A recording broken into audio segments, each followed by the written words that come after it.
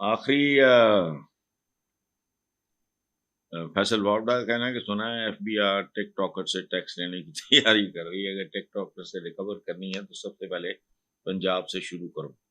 سبحان اللہ. فیصل واوڈا اللہ کا ٹیکس دینا پی گیا نا Punjab government no. F B R کو پنجاب کے ٹک ٹاکر سے زیادہ ریکوری ہو. سبحان اللہ. فیصل واوڈا تمہاری عمر دراز ہو. تھپڑ ایسا مارا ہے جس کی گونج ہر سینسیبل آدمی کے ذہن میں جائے گی. یہ رہ گئی جی یہ اپنا مریم نواز. میں نے عوام کا درد تکلیف اور مشکل کو محسوس کیا ہے. بہت مہربانی جی. محسوس کیا میں بھی محسوس کیا کسی بھی محسوس کیا.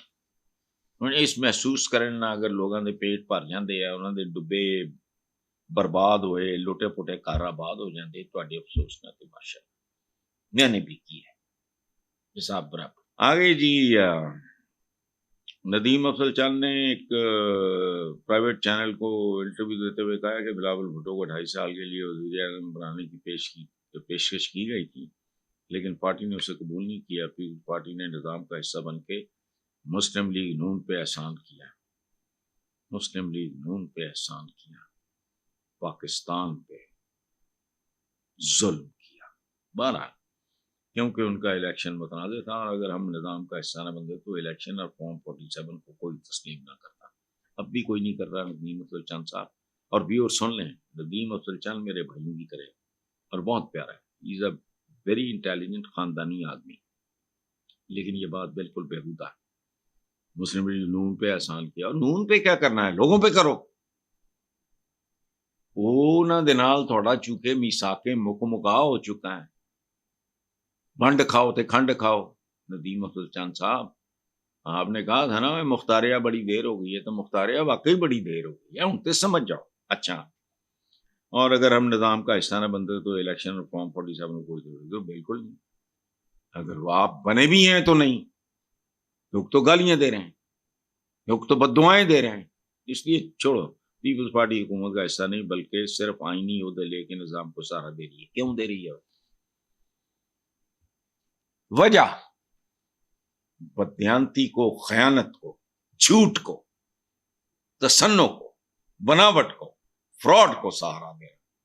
یہ تو شرفاء کا کام نہیں ہے. ندیم افضل چند صاحب مجھ سے بیٹھ کرا لیا کریں ان کو بیان دینے سے پہلے. ورلڈ بینک نے پاکستان کے افلاس کی سطح 25.3 25.3% تک بڑھنے کا تخمینہ لگایا. ورلڈ بینک تو میرا پپیتا پتر ہے اور یہ کتنے ڈھیٹ لوگ ہیں. پاکستان کی اکانومی یوں ہو گئی وہ ہو گئی اشاریے یہ کہہ رہے ہیں فلانا. عوام بددعائیں دے رہے ہیں بھوکے مر رہے ہیں. ورلڈ بینک کہہ رہا ہے افلاس کی سطح تک بڑھنے کا تخمینہ یہ ہے اور اس سے پتہ چلتا ہے کہ 6 کروڑ افراد افلاس کے سنگ دل شکنجے میں.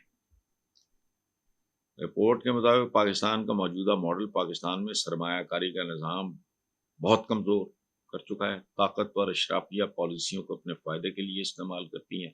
ساری دنیا جانتی ہے. کوئی نئی بات نہیں بتائی ورلڈ بینک نے لیکن یہ جو ہمارے عوام ہے نا ماشاءاللہ باشعور. اچھا عوام ایتھے بھی نا بیوقوف بنان تو باز نہیں آتے. میرے چول بندے نو اگر تسی کہو گے وہ تو بڑا دانشور ہے تو میں خوش تو ہوواں گا. بھاویں اندروں میں دانش کے نام تے دکاناں کھولی ہوں ٹاؤٹ ہوا میں حکومتاں دا ایجنٹ ہوا میں حکومتاں دا. بکواس ہے. اشرافیہ کی پالیسیوں کو اپنے یہ پہلی دفعہ ہو رہا ہے. اگر پاکستان میں پالیسیز کو اشرافیہ یعنی یہ کمیونٹی اشرافیہ نہیں ہے بدماشی ہے جن کا معاش بد ہو وہ بدماش ہوتا ہے. یہ گالی نہیں ہے. تو اپنے فائدے کے لیے یہ ڈے ون سے کر رہے ہیں ورنہ پاکستان یہاں تک پہنچتا ہی نہیں. سمپل بات. 78 سالوں میں آج پاکستان جہاں کھڑا ہے اس میں کس کا قصور ہے؟ اسی نام نہاد اشرافیہ کا جس کے لیے میں نے پتہ نہیں 15-20-25 سال پہلے ایک لفظ استعمال کیا بدماشیہ. اور مجھے ایکسپلین کرنا پڑا باپ کہ یہ گالی نہیں ہے، جس کا معاش بد ہو وہ بدماش ہے، دیکھو اللہ معاف کرے وہ گندی گالی نہیں ہے۔ ریڈی پہ کھڑا اگر کوئی جھوٹ بول رہا ہے، کم تول رہا ہے، آپ کا دھیان ادھر گیا، اس نے چار گلی سڑی چیزیں ڈال دی ہیں، تو بدماش ہے وہ بھی، یہ سپر بدماش ہے۔